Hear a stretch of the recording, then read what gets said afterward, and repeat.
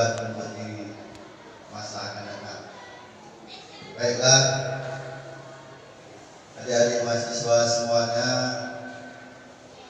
pada hari ini saya munculkan di tempat ini karena dalam 2 bulan ini kamu menghadapi siswa dan siswi kita. Berarti secara tidak langsung kamu akan menggantikan guru di dalam proses KBM maupun kegiatan di lapangan. Maka perlu saya sampaikan kepada adik-adik semua, yaitu pengimbasan terkait dengan budaya positif. Ya, budaya positif. Perlu kita ketahui bahwa pendidikan itu kita harus mengikuti, mencontoh daripada filosofi Ki Hajar Dewantara. Karena Ki Hajar Dewantara itu adalah bapak pendidikan Indonesia. Indonesia sempat jaya dalam bidang pendidikannya di masa Ki Hajar Dewantara dengan sekolahnya yang bernama Taman Siswa, dengan prinsip pemimpin pembelajaran, ya, sebagai pemimpin pembelajaran. Guru itu merupakan pemimpin pembelajaran, harus memiliki 3 prinsip trilogi pendidikan. Trilogi pendidikan. Apa itu trilogi pendidikan? Prinsipnya ingarso sontolodo. Di depan kita memberikan contoh, memberikan suri teladan kepada peserta didik kita. Berarti guru itu harus digugu dan ditiru. Makanya kita harus jaga sikap kita, akhlak kita di depan peserta didik kita. Itulah ingarso sontolodo. Ingmadio kangen karso. Di tengah kita memberikan dukungan, memberikan motivasi, ya, kepada membangkitkan semangat anak-anak itu di tengah kita. Ingat tuturi handayani, itulah yang menjadi slogan pendidikan. Apa itu tuturi handayani? Memberikan dorongan, memberikan penguatan. Ya, maka pendidikan itu mendorong dan menguatkan. Apa yang didorong dan apa yang dikuatkan, yaitu bakat dan karakter daripada peserta didik.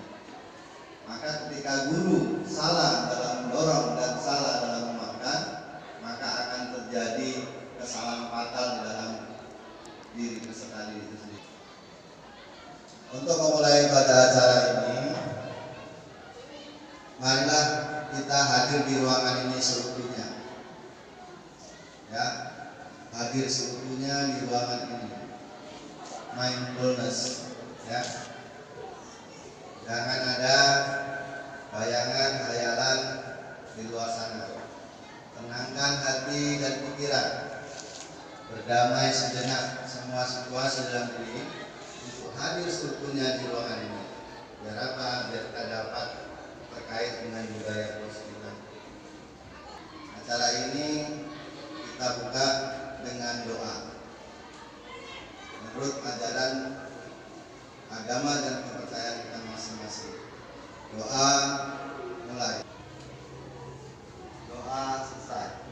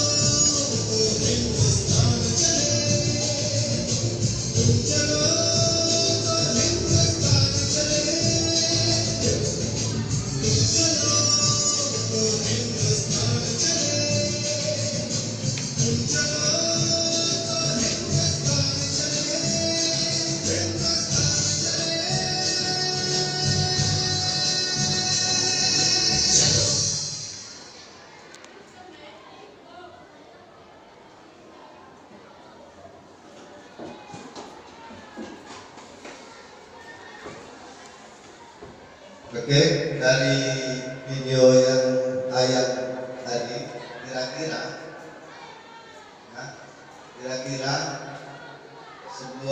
seorang guru atau sekolah itu mengajarkan apa kepada siswa tadi? Jadi ada seorang anak yang tidak punya kekuatan, tidak punya kemampuan, tetapi dia punya sebuah keyakinan. Yuk, siapa yang bisa menceritakan, mengasih gambaran kepada si anak tadi? Ini anaknya tentunya mendapat pelajaran dari sekolah ini, ya kan? Walaupun batang pohon yang besar nggak mampu dia gerakkan, nggak mampu dia angkat, tapi dia punya sebuah keyakinan bahwasanya batang pohon yang merintangi jalan tadi bisa digeser. Apa yang bisa kasih refleksi daripada video? Yuk. Berarti kalah ini sama anak tadi. Ya, silakan. Sebut namanya. Yes. Saya Silvani dari Unimed jurusan Seni Rupa. Saya mau memberikan refleksi yang saya dapat dari video tadi. Bukan hanya poin sekolah dapat mengajarkan kepada siswa itu untuk bekerja sama, tetapi juga mengajarkan bahwa kita tidak bisa hanya menyalahkan keadaannya seperti itu. Wah, saya nggak bisa apa-apa. Mungkin dari sekolah jangan menyalahkan dulu keadaan, tapi usahakan dahulu. Dan dia itu menunjukkan dari tekadnya. Walaupun memang secara logika dia tidak bisa sendirian, tapi karena dia menunjukkan tekad yang kuat, keyakinan kuat, yaitu bisa melakukan itu, dan orang-orang pun ya terkejut gitu. Wah, melihat dia aja sampai walaupun dia mungkin tahu kekuatan dia sendiri itu nggak bisa, tapi dia melakukannya, orang pun jadi ikut gitu. Ya, aku bantu dia, kalau ini dilakukan bersama-sama kita bekerja sama pasti bisa. Seperti itu refleksi dari saya. Terima kasih.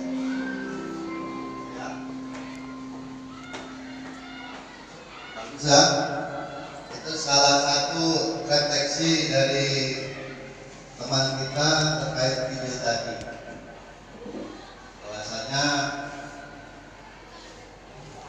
siswa tersebut, anak tadi itu berupaya untuk membangkitkan kerjasama. Jadi keyakinan dia memberikan contoh terlebih dahulu, memberikan contoh agar semua yang ada di sekitarnya itu ikut sama-sama di dalam mengangkat batang pohon tadi. Atau ada dari sisi lain yang mau menyampaikan refleksinya? Karena kita nonton film ini enak ya, kayak sedupnya aja ya. Tapi kita tidak kembali sama refleksi apa yang kita lihat dan kita tonton. Di dalam diri seorang guru, baiklah di dalam diri seorang guru itu harus ada ada jiwa yang menggerakkan. Ya, harus punya jiwa yang menggerakkan. Walaupun kita tidak punya kemampuan apa-apa, tetapi kita harus bisa menggerakkan yang ada di sekitar kita sehingga bergerak. Nah, kita harus punya keyakinan itu. Maka kita harus memberikan contoh aksi nyata. Harus memberikan aksi nyata. Sehingga dari aksi nyata itu orang akan bergerak mengikuti kita dan bekerja sama atau yang disebut dengan kolaborasi. Maka butuh kolaborasi. Untuk bangkitkan sebuah kolaborasi, kita harus menjadi contoh terlebih dahulu. Nah, jangan kita ikut yang lain, kita harus memberikan contoh. Itulah jiwa yang prinsipil di dalam diri seorang guru. Itu video tadi. Maka guru menanamkan kemampuan untuk menggerakkan. Dimanapun kita berada, kita harus bisa menggerakkan. Seseorang yang nggak bisa bergerak bisa kita gerakkan. Kan? Orang lumpuh bisa kita gerakkan. Dengan apa? Dengan semangat, aksi nyata, motivasi. Yang harus kita pikirkan untuk menjadi seorang guru. Maka kita harus berubah paradigma kita, ya, paradigma kita. Baiklah, sekarang renungkan sejenak. Sobeklah secari kertas kecil. Ini nggak usah disobeklah, sobek-sobekan ini banyak. Bayangkan aja, andaikan kamu menyobek sebuah kertas, lalu menuliskan sesuatu benda, sesuatu yang sangat berharga di dalam diri kita, di dalam keluarga kita yang berharga, yang paling berharga, bahkan nyawa taruhannya. Makanya kalau nggak nyawa taruhannya berarti nggak berharga, masih bisa diganti kan. Lalu letakkan benda yang berharga itu di tangan kita, genggam sekuat-kuatnya, ya. Genggam sekuat-kuatnya dengan segala daya dan upaya kita. Bisa dipikirkan, bisa direnungkan. Sudah ada yang dibayangkan yang paling berharga? Atau nggak ada yang berharga di dalam hidup kita? Ada kan masing-masing kan? Nah, ada. Udah dipegang erat-erat yang berharga itu? Udah. Sekarang saya ingin mengambil yang berharga itu. Ya. Ingin mengambil yang berharga. Siapa kira-kira yang mau memberikan kepada saya? Ada? Akan saya kasih nilai A. Ya, akan saya kasih nilai A.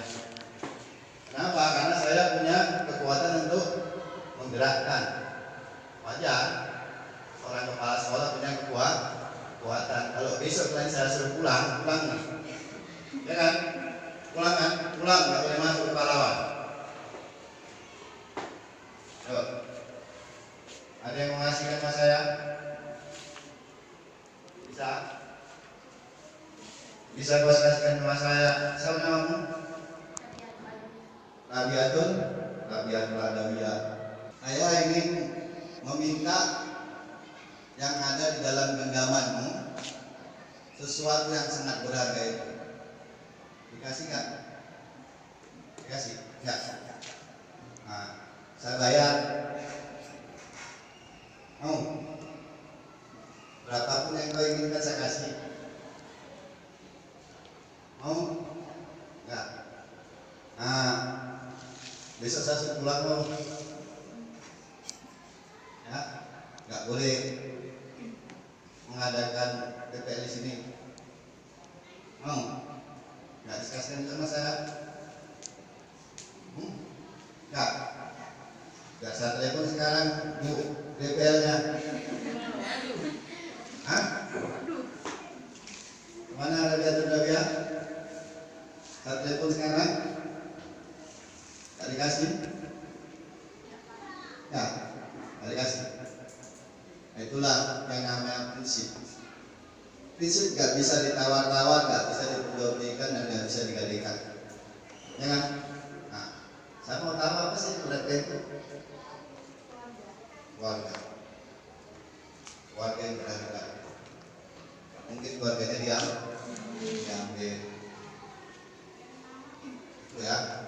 Jadi tidak bisa ditukar apapun. Begitu juga dengan anak kita, peserta didik kita. Peserta didik kita itu sesuatu yang berharga. Kita harus jaga dengan kuat, dengan erat. Dan jangan sampai ditukar dengan apapun. Kita menuntut anak kita, menuntut peserta didik kita. Untuk apa? Untuk menemukan yang namanya kodratnya. Ya, menemukan kodratnya. Kodrat secara alamiah dan kodrat zaman. Kodrat zaman itu kodratnya berubah seiring dengan perkembangan zamannya. Kalau kodrat alami, karakter, ya, yang ditanamkan dalam dirinya dan keluarganya dan sekolah kita, itu alami. Baiklah, adik-adik semuanya, calon guru hebat. Di sini ada, kita refleksi balik. Di sini ada 3 gambar. Yang pertama, gambar bahwa dia mengatakan hukuman dapat mendisiplinkan anak. Hukuman itu dapat mendisiplinkan anak. Siapa yang setuju? Siapa yang setuju bahwasannya hukuman dapat mendisiplinkan anak? Pasti hukuman itu dapat mendisiplinkan anak? Pasti. Di tangan, siapa yang mau apa? Ya, Rabiatul Daria. Menurut saya setuju Pak, karena dalam situasi tertentu kadang apa yang diperbuat siswa gitu, kalau nggak ada hukumannya, dia akan melakukan kesalahan itu terus menerus. Ya, itu pendapatnya. Pendapatnya boleh sah, tapi kekurangan atas pendapatnya. Oke, yang ketiga, memberi penghargaan dapat meningkatkan motivasi belajar anak. Memberikan hadiah. Ayo, siapa mau maju? Pak kasih 5.000. Itu motivasi, hadiah. Bisa meningkatkan motivasi belajar? Bisa. Ya, bisa. Tapi apakah ini semua benar? Belum tentu. Ya, nanti kita jawab. Maka kita perlu yang namanya disiplin positif. Ya. Apa itu disiplin positif? Disiplin positif itu suatu pendekatan untuk menerapkan disiplin dari dalam diri anak, dari dalam diri ya. Berarti kesadaran, bukan di luar atau eksternal, tanpa hukuman dan hadiah. Dulu masih budaya dulu, masih ingat yang sampai berlaku ke sekarang? Ayo, siapa yang dulu puasa Ramadan, kalau sampai nanti buka maghrib saya kasih hadiah 10.000? Ada? Ada. Masih SD masih kecil. Maka begitu 30 hari itu 30 hari kali 10.000. Ada banyak kan? Ada? Apakah berlaku sampai sekarang? Kalau enggak dikasih hadiah, puasa. Dulu kalau kita nggak dikasih hadiah, biasanya puasa nggak puasa. Nah, kalau ada hadiahnya berpuasa, nggak adanya bohong, nggak dikasih hadiah. Harganya 300.000, dikasih cuma 1.000, dipokoi, ya kan? Anak mulai disiplin positif perlu diterapkan baik dalam lingkungan keluarga maupun lingkungan sekolah. Ini disiplin positif. Tujuannya apa? Untuk melahirkan nilai-nilai kebajikan yang universal. Apa itu nilai-nilai kebajikan universal? Nilai-nilai kebajikan universal itu adalah sifat positif manusia yang merupakan tujuan mulia yang ingin dicapai oleh setiap individu. Ya, setiap individu. Nilai tersebut bersifat universal. Universal apa artinya? Menyeluruh. dan lintas bahasa, suku, bangsa, agama maupun latar belakang. Besar. Nah, nilai-nilai kebajikan yang ingin dicapai oleh setiap anak Indonesia sekarang ini kita kenal dengan profil pelajar Pancasila. Ini nilai kebajikan yang kita terapkan, yaitu beriman, bertakwa kepada Tuhan Yang Maha Esa dan beranak mulia, berkebajikan global, bergotong royong, mandiri, kreatif, dan kritis. Ini yang tercantum di dalam kurikulum Merdeka yang menjadi karakter. Ya. Maka kurikulum Merdeka itu menekankan karakter yang berkaitan dengan nilai kebajikan. Ini perbedaannya. Udah paham antara hukuman dan konsekuensi kan? Lanjut ya, next ya. Nah, ini yang mau kita bahas, restitusi. Apa itu restitusi? Restitusi adalah proses menciptakan kondisi bagi murid untuk memperbaiki kesalahan mereka sendiri. Ini suatu pilihan, bukan hukuman, bukan hadiah, bukan konsekuensi. Tapi restitusi adalah suatu pilihan. Kita hidup ini juga punya pilihan. Mau belajar, mau nggak belajar, ya, mau menikah, mau nggak menikah, itu pilihan. Pilihan kan? Mau senang, mau susah, pilihan. Nasib itu pilihan. Pilihan. Ya. Tapi kalau kita nggak, kalau kita sudah berjuang berusaha, berarti belum tentu, ya kan? Itu. Sehingga mereka bisa kembali pada kelompok mereka, ya, dengan karakter yang lebih kuat. Restitusi juga merupakan proses kolaboratif yang mengajarkan murid untuk mencari solusi untuk masalahnya mereka. Jadi nanti bisa membuat, ya, pengaruh restitusi terhadap peningkatan karakter mandiri anak. Nah, tadi apa definisinya? Kuantitatif atau kualitatif? Kuantitatif. Yang diukur adalah sikap. Nanti pakai skala liter kan? Itu. Ini pendapat si dosen. Nah, hukuman, konsekuensi, dan restitusi. Konsekuensi dan restitusi ini merupakan disiplin ilmu. Ya, kalau hukuman itu membuat identitas anak gagal. Hukuman itu sesuatu yang menyakitkan harus terjadi padanya. Kira-kira kalau kamu dihukum sakit nggak? Sakit ya. Dulu kita sakit bapak ini, ibu ini, kadang timbul dendam. Bahkan kawan saya dulu ada yang bawa kampak untuk menjadi kawan yang zaman saya, dan saya nggak ada. Nah, di sawah-sawah gurunya sama punya berantem. Ludes pada orang di kampung sana, salah. Ya, itu. Tidak nyaman untuk murid untuk jangka waktu panjang. Bahkan sampai anak itu tamat pun nggak mau ikut gurunya. Ini bapak ini guru yang badan apa ini yang kejahatan, killer bapak. Sampai itu korban itu tidak apa mendapatkan keadilan. Ya. Murid atau anak akan tersakiti, perilakunya pasif, agresif, meningkat, dan seterusnya. Maka yang kita pilih antara dua ini, ya, yang cenderung yang restitusi.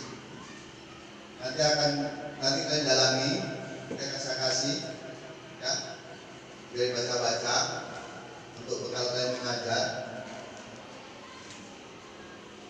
Kemudian ciri-ciri restitusi ini ada 9, ya. Restitusi itu bukan untuk menebus kesalahan, namun belajar dari kesalahan. Restitusi itu bukan kesalahan. Kalau hukuman konsekuensi menebus kesalahan. Tapi kalau restitusi itu belajar dari kesalahan. Udah pernah nih dari kampus dengan restitusi? Belum ya. Ini masih harus dikembangkan sekarang. Itu sebenarnya zaman dulu 2024, tapi sekarang lagi booming-boomingnya. Ya, mana tahu butuh referensi, boleh. Nah, untuk menuju ke sana kita perlu sebuah keyakinan kelas. Keyakinan kelas. Apa keyakinan? Apa bedanya keyakinan dengan kesepakatan? Mengapa tidak peraturan saja? Mengapa harus keyakinan? Kita buat peraturan sekarang, kita buat sederetan peraturan, tapi tidak menimbulkan keyakinan, ya kan? Contoh ini. Mengapa kita memiliki peraturan harus menggunakan helm bila mengendarai kendaraan roda 2? Kenapa kamu ketika mengendarai roda 2 harus memakai helm? Ayo. Ya, untuk keselamatan. Yang lain biar datang ke polisi, Pak. Ada? Keselamatan. Keselamatan itulah keyakinan. Kalau ditangkap polisi, kalau polisi nggak ada, helmnya dibuka. Tapi kalau keselamatan, tujuannya itu keyakinan. Ya, itu keyakinan.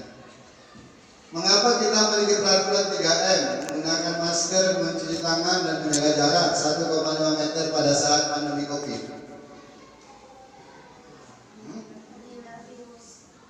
Itu Pak disuruh dinas pendidikan kalau nggak pakai masker, nggak pakai cuci tangan, sekolahnya tutup. Wajib terpaksa oleh pengap-pengap, ya kan? Itu berarti hukuman, kalau gitu kan? Kenapa harus pakai masker? Keyakinan kita. Kenapa kau bermasker ya? Kamu pakai masker. Sekarang udah zaman nggak COVID lagi. Nah, pakai masker. Padahal saya ingin melihat wajah yang cantik itu loh. Kenapa? Kalau saya lagi sakit, Pak. Lagi sakit. Biar nggak nunggu. Nah, apa berarti? Kesehatan. Jadi pakai masker itu adalah punya keyakinan untuk sehat. Dan orang di sekitar kita sehat, itu keyakinan. Tapi kalau pakai masker, masuk rumah sakit, boleh nggak pakai masker, boleh nggak ya? Nanti di luar, itu dia nggak punya keyakinan, tapi taat sama peraturan. Ya. Sama dengan yang lain seperti ibadah. Ibadah itu sebagai keyakinan, bukan kayak peraturan. Kalau kita pakai peraturan dan ibadah, bisa kita langgar. Ya. Mengapa kita memiliki peraturan datang tepat waktu pada saat mengikuti pelatihan? Harus datang tepat waktu. Ini masalah disiplin dan menghargai orang lain.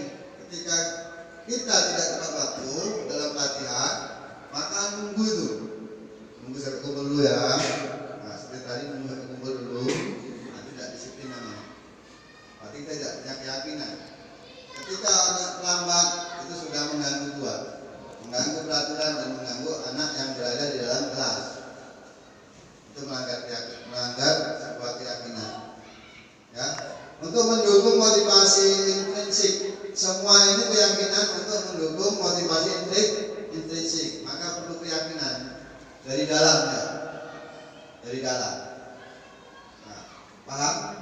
Kita beribadah yakin nggak masuk surga? Beribadah masuk surga yakin nggak? Hah?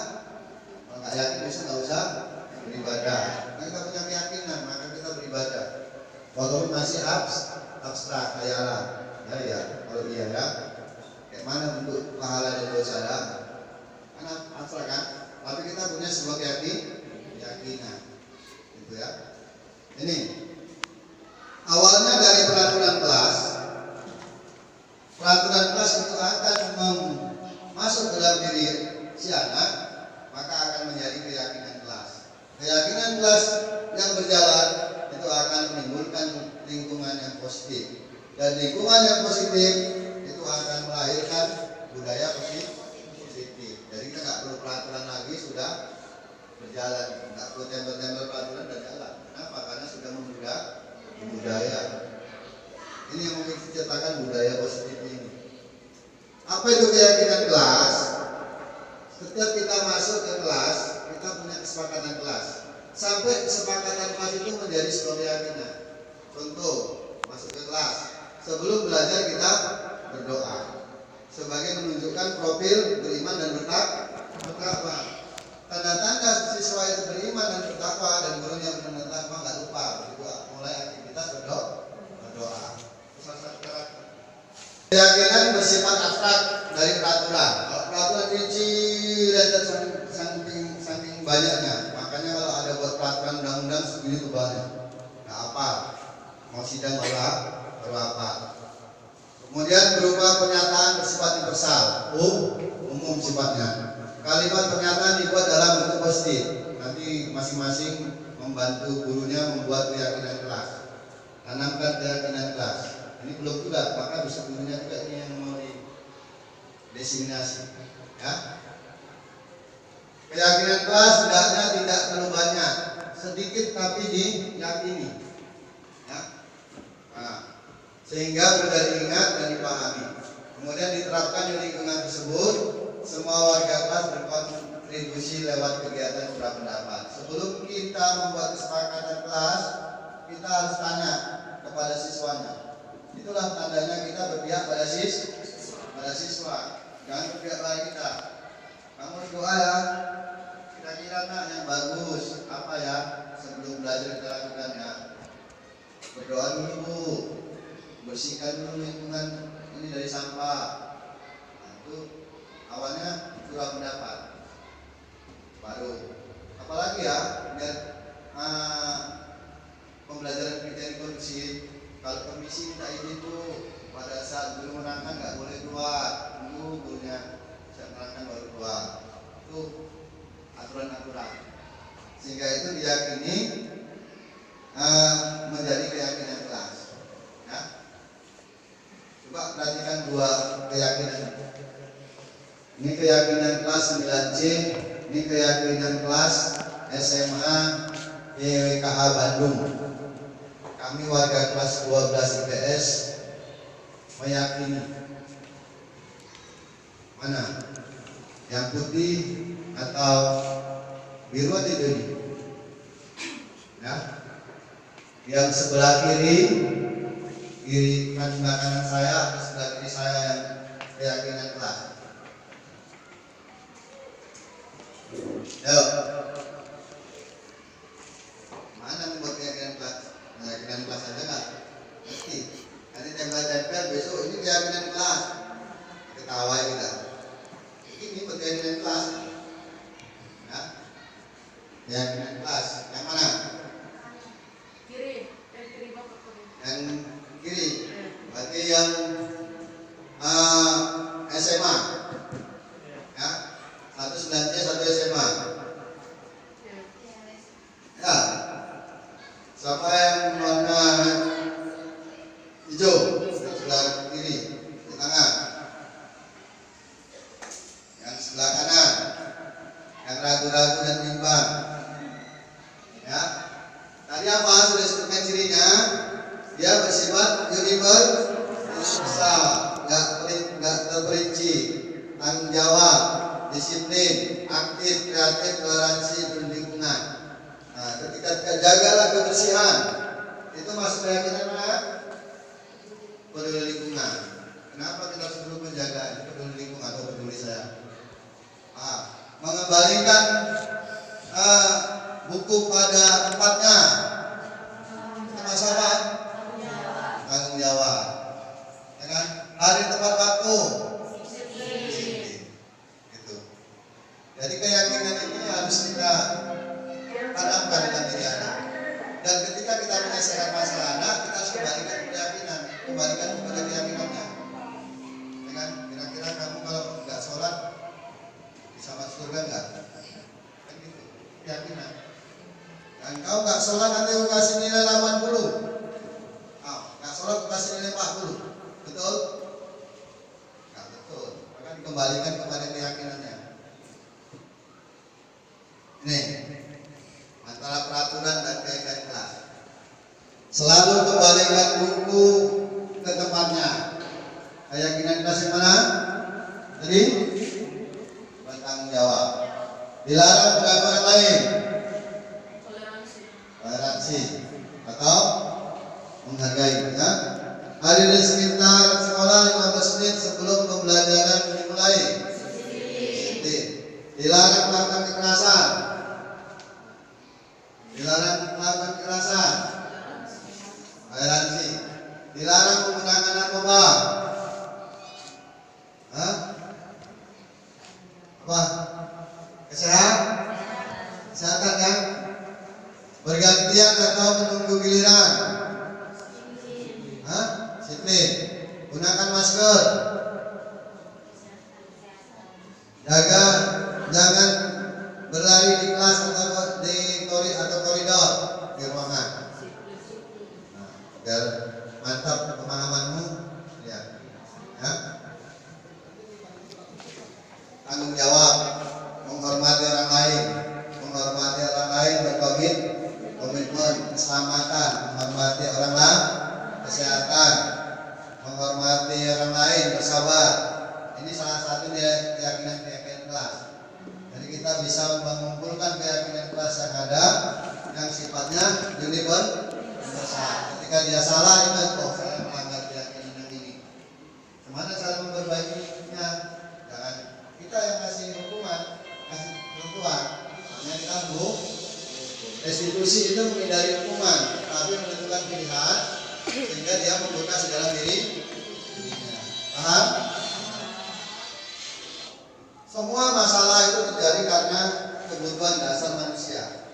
Ketika kita mengatasi masalah, kita harus ingat kebutuhan dasar manusia itu ada 5. Yang pertama, kebutuhan cinta, kasih sayang, penerimaan. Siapa yang nggak butuh kasih sayang? Butuh nggak? Butuh lah, butuh. Mau sih saya? Ambil, biarin. Gitu. Kemudian siapa yang tidak butuh penguasaan atau kekuasaan? Butuh kan? Kalau nggak butuh, nggak rebutan dengan manusia yang udah lewat.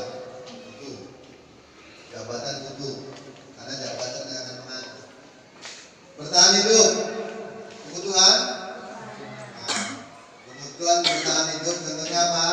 Makan, ya kan? Makan, sandang. Sandang bertahan hidup nggak? Papan. Kalau di benua Antartika di es nggak pakai pakaian kemana diganti itu? Perlu. Baru kesenangan, kebebasan. Ini terjadi sekali sama anak-anak. Terkadang anak-anak di kelas itu main-main, lempar-lempar pulpen.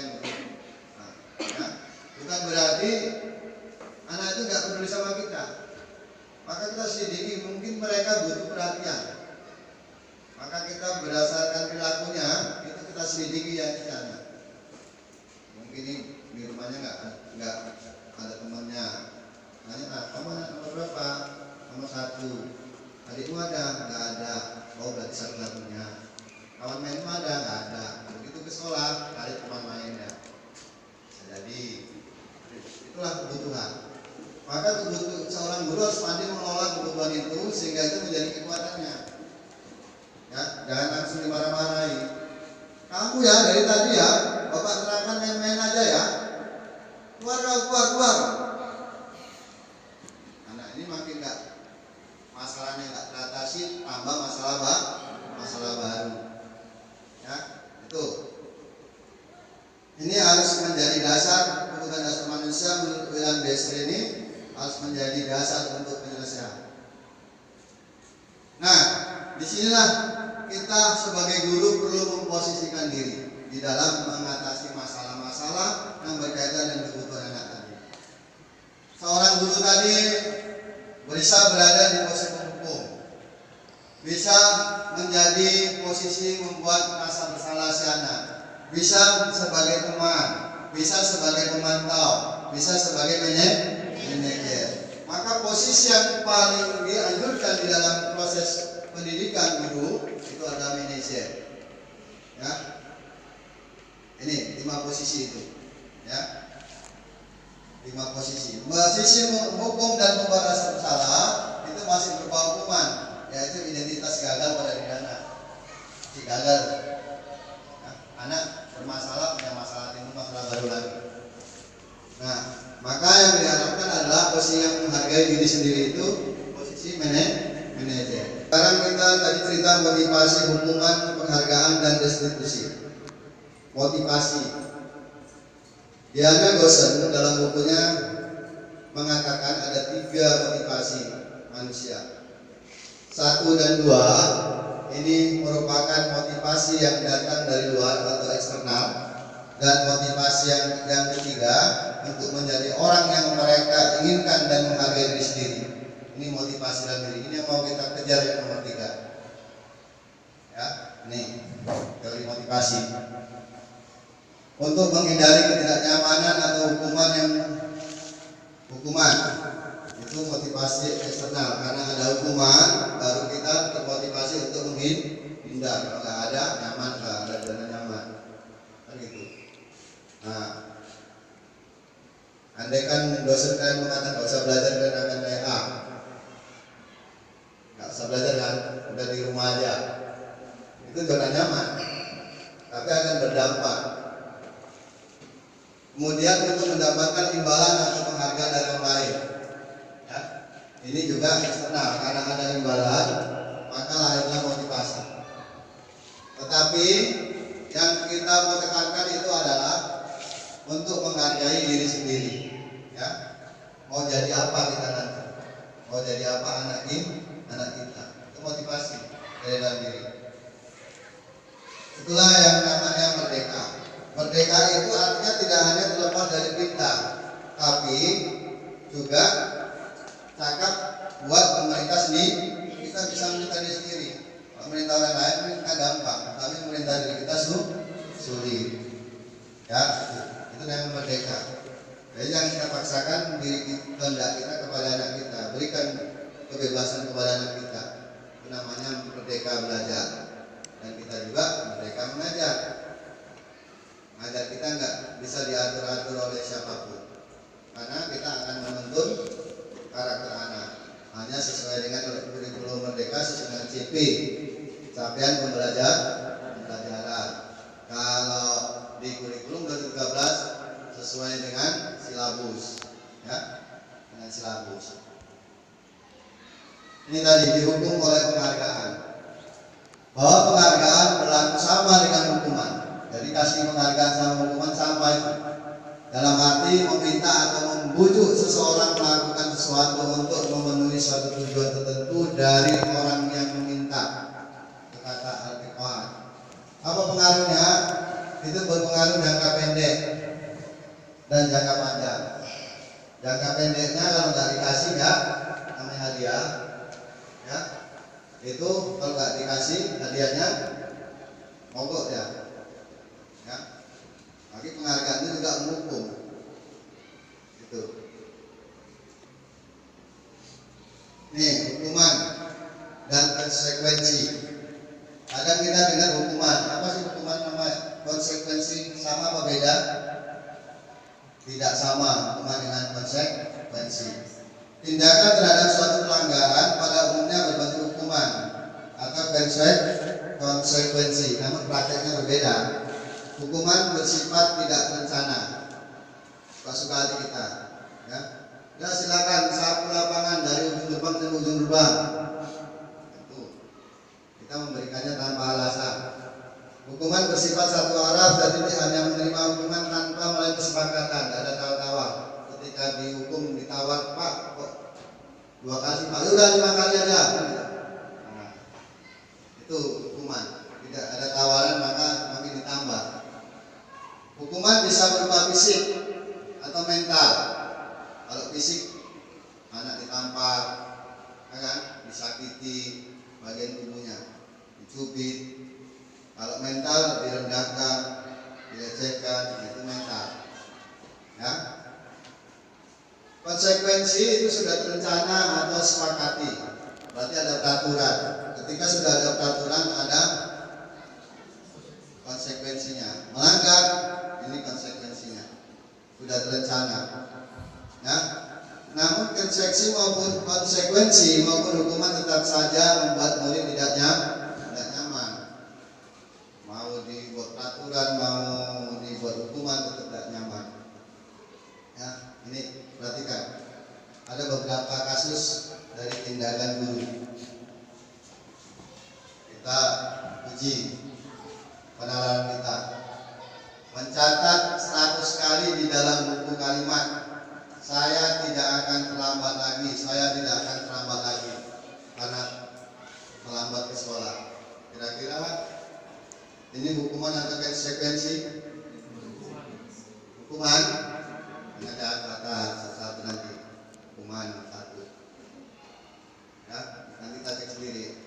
Lari mengelilingi lapangan basket 2 kali karena terlambat hadir di sekolah.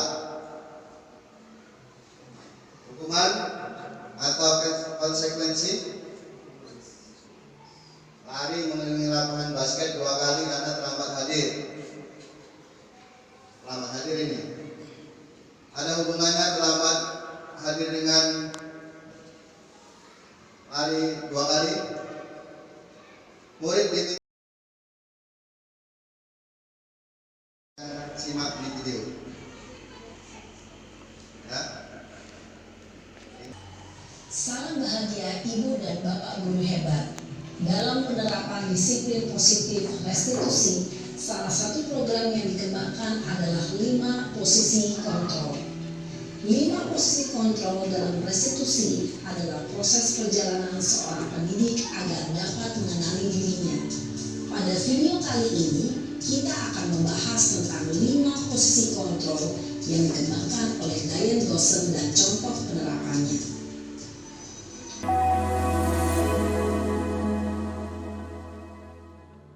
5 posisi kontrol itu adalah 1. Posisi penghukum.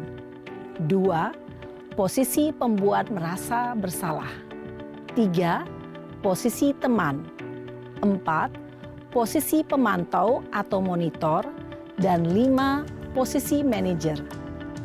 Untuk lebih memahami kelima posisi tersebut, mari kita saksikan kasus Naren yang terlambat hadir 20 menit di sekolah dan melihat bagaimana kelima posisi kontrol dalam menghadapi masalah tersebut.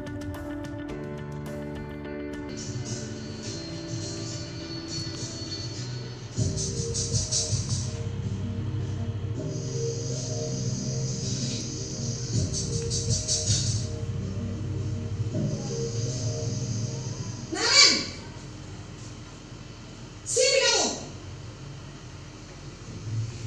Selamat pagi, Bu. Selalu terlambat. Kamu deh, pasti terlambat. Maaf, Bu. Saya Apa? Apa coba? Alasan kamu apa lagi? Kapan sih kamu tidak terlambat? Malas sekali ya kamu jadi anak. saya Dasar pemalas. Gak kapok-kapok sih kamu. Sudah berapa kali terlambat? Sana, kamu keliling lapangan basket 2 kali. kenapa saya harus keliling lapangan basket, Bu? Kenapa? Kamu melawan ibu. Berani-beraninya jawab. Sudah terlambat, masih berani jawab pula. Ang, keliling lapangan basket 5 kali sekalian. Biar kapok. Cepat. Pergi sana ke lapangan basket. Posisi penghukum biasanya berbicara dengan nada tinggi, menghardik, menunjuk-nunjuk, menyakiti, dan menyindir. Hukuman bisa berupa fisik maupun psikis. Ibu dan Bapak guru hebat, dampak yang terjadi pada murid ketika guru berada pada posisi penghukum adalah murid cenderung akan memberontak, bahkan menyimpan dendam.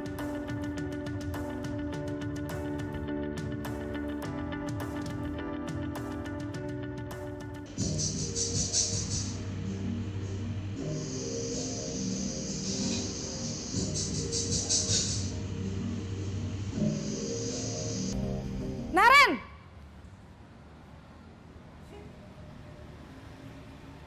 Selamat pagi, Bu. Naren. Kamu kenapa terlambat lagi, Nak? Ya Tuhan, Naren. Kamu senang ya bikin ibu susah ya? Kalau kamu terlambat lagi, nanti ibu yang ditegur Bapak Kepala Sekolah, Nak. Disangka ibu tidak bisa membina kamu. Duh, gimana ini? Maaf, Bu. Duh Gusti Naren.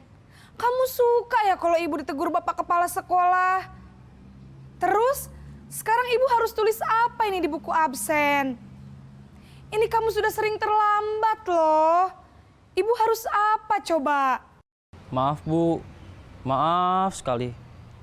Ya sudah, lain kali jangan bikin ibu susah lagi ya nak ya. Ibu tidak akan kuat lagi kalau kamu begini terus. Bisa jantungan kalau ibu ditegur bapak kepala sekolah. Sana cepat ke kelas. Maaf ya Bu, maaf sekali. Posisi pembuat rasa bersalah berbicara dengan nada tenang, cenderung lembut. Namun kata-kata yang diutarakan membuat murid merasa menjadi orang yang gagal. Memandang buruk dirinya sendiri, merasa tidak berharga, dan tidak sanggup membahagiakan orang lain. Ketika guru mengambil posisi pembuat rasa bersalah, murid akan menganggap dirinya yang bersalah dan ia akan menyimpan emosi negatif tersebut di dalam dirinya.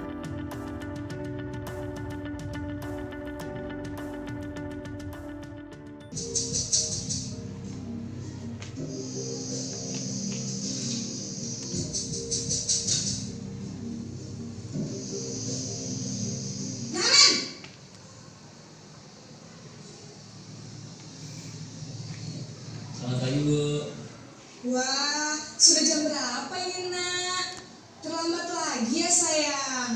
Iya Bu, habis ibu saya lupa bangunkan saya Bu. Kamu malah menyalahkan ibu kamu. Kamu bukannya anak yang larinya paling kencang. Kok terlambat sih? Iya Bu, saya memang terlambat bangun tadi. Jadi cari tetap gak kekejar Bu. Ya sudah sana. Nanti lain kali larinya lebih kencang lagi ya. Biar gak terlambat lagi. Bikin seneng ibu. Demi ibu. Bisa kan? Bisa lah Bu. Ya sudah sana masuk kelas. Ibu beresin urusan absen kamu. Kamu ini ada-ada saja. Dalam posisi teman, guru berbicara dengan nada suara ramah, akrab, cenderung bersenda gurau untuk menjaga suasana tetap santai. Murid akan merasa senang, aman, dan akrab dengan guru. Identitas yang tercipta adalah identitas sukses atau berhasil. Namun, perlu diingat, karena ini masih dorongan eksternal, maka ada faktor ketergantungan dari murid kepada orang tertentu. Di sini guru absennya, sehingga di lain waktu murid bisa berperilaku baik, namun hanya kepada orang-orang tertentu saja.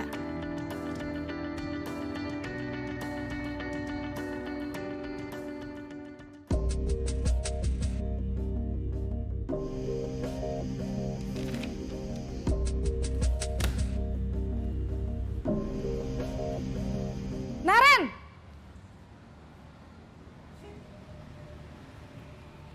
Selamat pagi Bu. Naren, apa peraturan sekolah kita tentang jam berapa kita harus masuk sekolah, nak?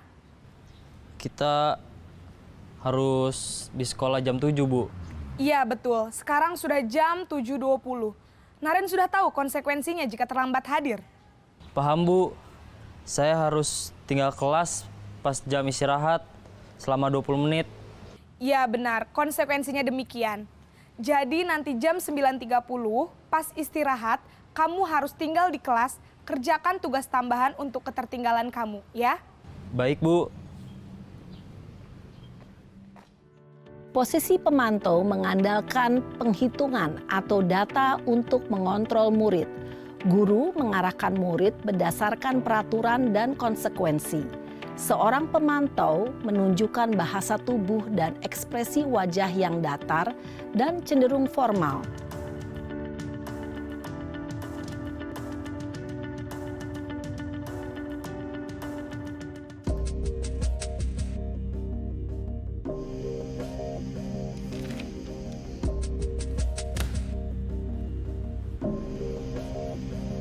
Naren!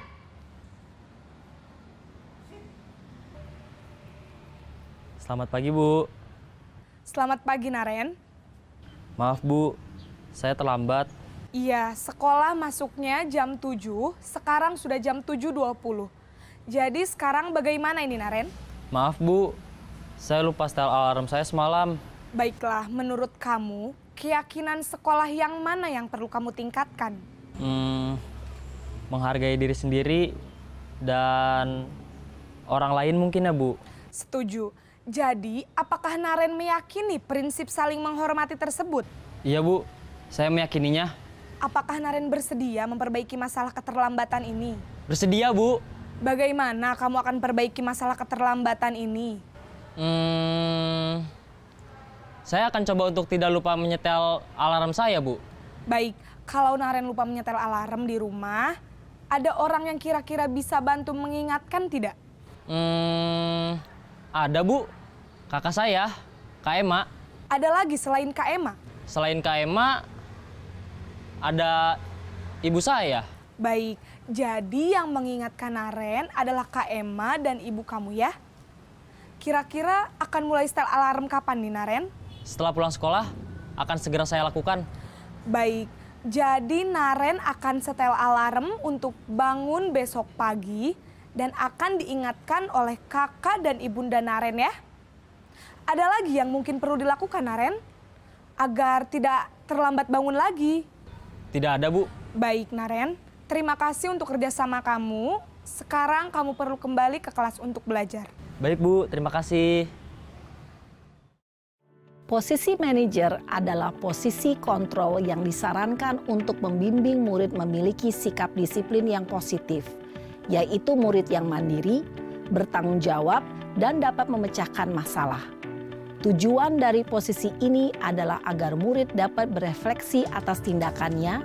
Guru akan dengan tulus memberikan pertanyaan-pertanyaan bermakna, sehingga membuat murid dapat belajar dari kesalahannya dan mencari sebuah solusi untuk menyelesaikannya. Ibu dan Bapak guru hebat, setelah mengamati adegan kelima posisi kontrol tadi, kira-kira posisi mana yang paling ideal? Posisi mana yang dapat menunjang motivasi intrinsik murid? Ya, tentu posisi manajer. Posisi ini memang posisi ideal yang ingin dituju setiap pendidik. Pada posisi inilah, guru dapat menerapkan disiplin positif yang berpihak pada murid, yang memerdekakan murid. Perjalanan seorang pendidik tentunya tidak mudah untuk sampai pada posisi seorang manajer. Namun, tujuan kita pasti, yaitu menciptakan murid-murid yang mandiri, merdeka, dan bertanggung jawab. Semoga penggambaran 5 posisi kontrol yang telah diperlihatkan ini dapat menjadi ajang refleksi bagi kita semua, agar dapat terus mengasah dan menerapkan disiplin positif yang memerdekakan murid. Mari terus berlatih dan bersemangat. Selamat menerapkan. Salam dan bahagia, Ibu dan Bapak guru hebat.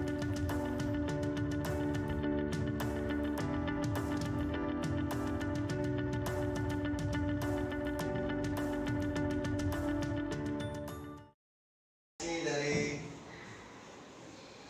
rentetan video tadi, kira-kira ini pernyataan-pernyataannya, saya kecewa sekali dengan kamu.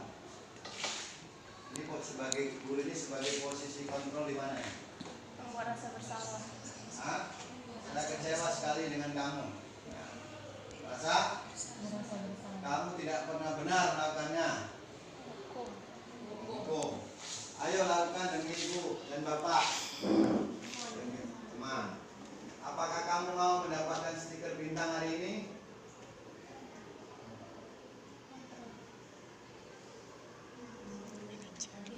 Hah? Posisi tadi ada 5. Ya. Posisi kontrol tadi ada 5 kan? Posisi penghukum, membuat rasa bersalah, teman, pemantau atau monitor, manajer. Nah, bagaimana kamu bisa menyelesaikan masalah ini? Ini manajer. Kamu selalu yang paling terakhir. Apa nih? Buat rasa bersalah hukuman. Kamu paling terakhir aja. Kalau buat rasa bersalah itu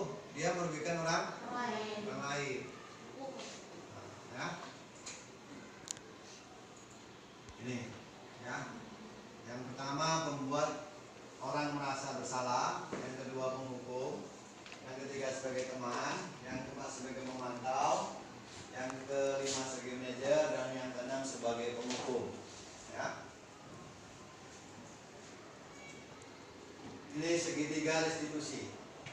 Di dalam segitiga restitusi ini terbagi pada 3 tahapan atau 3 bagian. Ya. Yang pertama, menstabilkan identitas. Untuk membuat anak yang merasa gagal karena berbuat salah menjadi positif terhadap dirinya. Itu ya. Jadi pertama, dalam menyelesaikannya kita stabilkan dulu. Jangan buru-buru diselesaikan dan di marah-marah, distabilkan, ditenangkan. Karena dalam keadaan emosi marah-marah itu tidak akan mendapatkan solusi. Maka kita stabilkan. Ya. Bagaimana cara menstabilkannya? Ini boleh kata-kata yang dipakai. Berbuat salah itu hal yang manusiawi. Kan? Anak cerita, kenapa kamu ada masalah apa? Coba kamu ceritakan. Lalu diceritakan dengan emosi menggebu-gebu. Lalu kita redakan emosinya. Itu, ya. Baru yang kedua, validasi kebutuhannya. Validasi itu artinya apa? Melihat kebenaran daripada masalahnya, runtutan masalahnya. Kamu bisa saja kan melakukan hal yang lebih buruk, tapi kamu tidak melakukannya. Bisa satu bahasanya. Ya, kamu pasti punya alasan mengapa kamu melakukannya.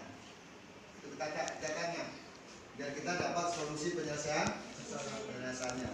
Nanti nata suatusan bantu BP, nanti kan nata tugas tambahan bantu BP menangani masalah. Tak ngajar aja, ya kan? Kalau ngajar aja dapat nanti ilmunya ke kampus. Kemudian menanyakan keyakinan di terakhir. Ini bagian daripada posisi manajer. Menanyakan keyakinan mana? Ya, apa nilai yang kita percaya di kelas atau sekolah kita? Nilai-nilai universal apa yang telah kita sepakati? Yang mana yang dilanggar? Itu kita tanyakan kepada anak dan anak memberikan solusinya terhadap dirinya sendiri. Gitu ya. Perhatikan satu lagi penerapan segitiga institusinya.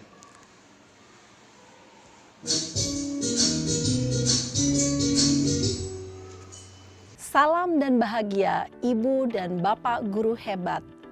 Pada video kali ini kita akan membahas tentang salah satu program disiplin positif yang diterapkan di lingkungan sekolah yang dikenal dengan nama restitusi.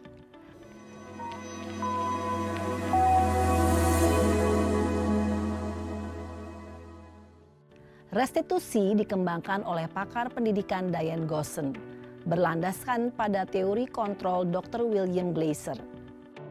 Segitiga restitusi adalah suatu proses dialog yang dijalankan oleh guru atau orang tua agar dapat menghasilkan murid yang mandiri dan bertanggung jawab. Pada saat guru di posisi manajer, aspek yang dikembangkan pada murid adalah motivasi intrinsik, sehingga penanaman nilai-nilai kebajikan dapat tumbuh dan berkembang menjadi suatu kebiasaan positif yang akhirnya membentuk karakter murid.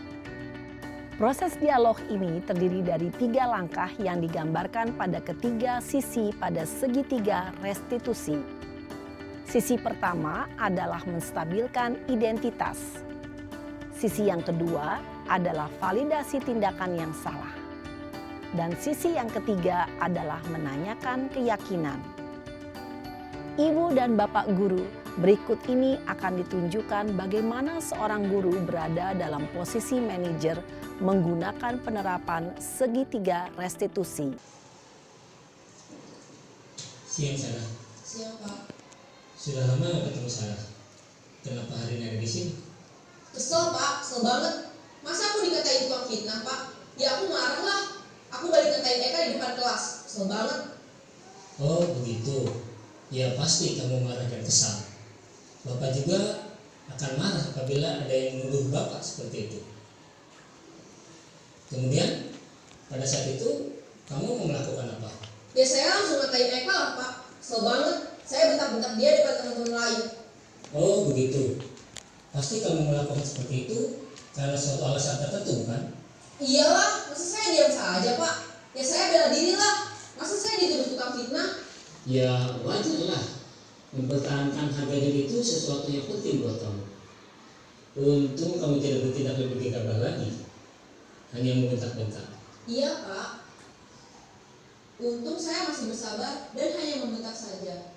Sudah gemes padahal, saya pasti bela diri lah. Ya pasti ya, tapi kamu memilih untuk tetap bertahan dan bersama. Kamu memilih untuk tidak berbuat lebih parah lagi, bukan? Iya. Nah, sekarang coba kita lihat lagi tindakan kamu yang bentak-bentak Eka di kelas. Tindakan kamu itu kira-kira sesuai dengan keyakinan kelas atau prinsip kamu tidak? Enggak lah Pak, capek Pak jadi pemarah. Jadi keyakinan atau prinsip mana yang kurang sesuai dengan keinginan kamu? Ya, saya sebenarnya sangat menghargai orang lain. Mungkin saat itu saya menjadi emosi, jadi tidak menunjukkan sikap itu. Kamu meyakini tidak? Menghargai orang lain itu penting buat kamu. Yakinlah Pak. Iya, setuju. Kita harus saling menghargai. Namun, ada juga keyakinan yang kita sepakati yang perlu kita jalankan apabila kita sedang marah, bukan? Ya, saya bisa jadi lebih bersabar, mengambil waktu jeda untuk berpikir mau apa selanjutnya. Kira-kira kamu bersedia memperbaiki masalah ini tidak? Bersedia Pak. Kalau kamu memperbaiki masalah ini, kamu akan menjadi orang seperti apa? Saya akan menjadi orang yang bertanggung jawab kali ya Pak. Dan senantiasa proaktif. Iya, menurut kamu bagaimana rasanya menjadi orang seperti itu? Ya nyaman lah, bangga bisa bersabar dan menahan diri. Baiklah kalau begitu. Yuk kita pikirkan bagaimana memperbaiki masalah ini. Bapak guru hebat, baru saja kita menyaksikan contoh bagaimana seorang guru berada dalam posisi manajer menggunakan penerapan segitiga restitusi. Mari kita bahas satu persatu. Pada sisi pertama, menstabilkan identitas berdasarkan pada prinsip bahwa membuat kesalahan adalah bagian dari proses pembelajaran. Sisi pertama dari segitiga ini berperan menggeser identitas murid dari identitas gagal ke identitas sukses. Murid yang sedang bertingkah laku yang tidak pantas atau menarik diri saat itu sedang mengalami identitas gagal. Bila kita mengkritiknya, maka posisinya tidak akan berubah. Kita bisa mengajukan pernyataan-pernyataan ini. 1. Membuat kesalahan sesuatu yang wajar. 2. Manusia tidak ada yang sempurna. 3. Kita bisa memperbaiki masalah ini. 4. Saya tidak menanyakan kesalahannya. Saya lebih fokus bagaimana memperbaiki masalah ini. 5. Apakah saat ini kamu tengah menjadi orang yang baik untuk dirimu sendiri? Pada sisi kedua, validasi tindakan yang salah berlandaskan pada prinsip bahwa setiap perilaku berupaya memenuhi suatu kebutuhan tertentu. Guru yang telah memahami teori kontrol akan bergeser dari pemikiran stimulus respon menjadi proaktif dan mencoba untuk mengenali tujuan dari perilaku murid. Mengenali dan mengakui kebutuhan murid ini dapat memperbaiki hubungan dengan murid tersebut. Pernyataan atau pertanyaan bisa disampaikan dengan nada suara tidak menghakimi atau memojokkan, sehingga dapat mengembalikan murid pada posisi positif. 1. Kamu bisa saja bertindak lebih gegabah lagi dari ini. 2. Kamu bukan melakukannya tanpa suatu alasan tertentu. 3. Kamu melakukannya karena mempertahankan sesuatu yang penting bagimu. 4. Mungkin kamu bisa mempelajari suatu perilaku baru yang lebih efektif. Bersediakah kamu mempelajarinya? Selanjutnya, kita akan simak sisi terakhir, yaitu menanyakan keyakinan. Teori kontrol menyatakan bahwa pada dasarnya kita termotivasi secara intrinsik. Pada saat perilaku yang salah telah divalidasi dan identitas sukses telah stabil, maka murid telah siap mengaitkan keyakinan-keyakinannya dengan tindakannya yang salah dan pemikirannya telah bergeser ingin menjadi orang yang dituju. Pertanyaan-pertanyaan ini dapat mengaitkan keyakinan-keyakinan yang dianut murid. 1. Sebagai keluarga atau kelas, apa yang kita yakini? 2. Nilai-nilai apa yang telah kita sepakati? 3. Seperti apa gambaran sebuah kelas yang ideal bagi kamu? 4. Kamu ingin menjadi orang seperti apa?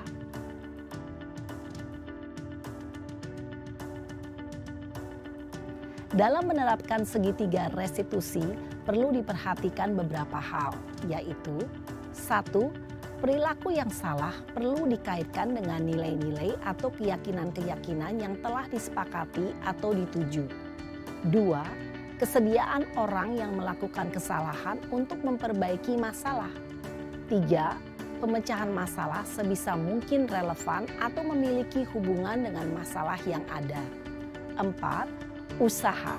Perlu adanya suatu usaha perbaikan dari pihak yang berbuat kesalahan.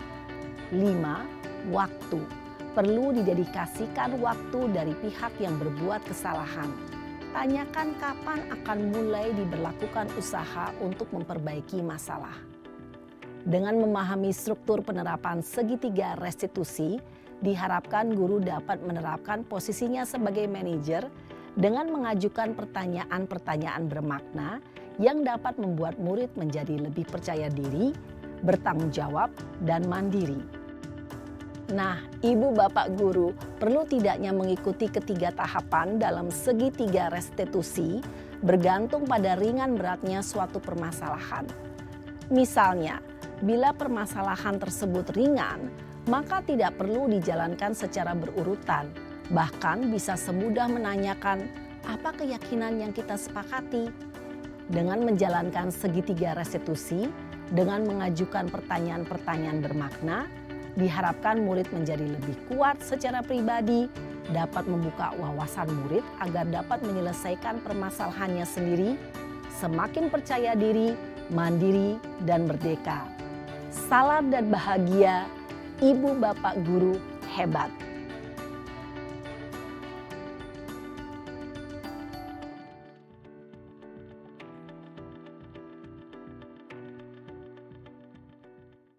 Semua proses yang kita lakukan ini akan membentuk sebuah budaya positif. Ya.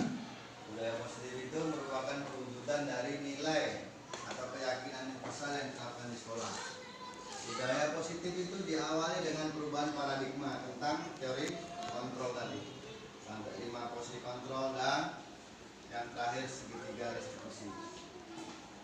Nah, inilah yang kita harapkan di sekolah kita. Terima kasih. Dan selamat siang, salam sehat dan salam bahagia untuk kita semua. Mudah-mudahan kita ke depan menjadi orang yang lebih baik. Dan saya akhiri dengan doa. Assalamualaikum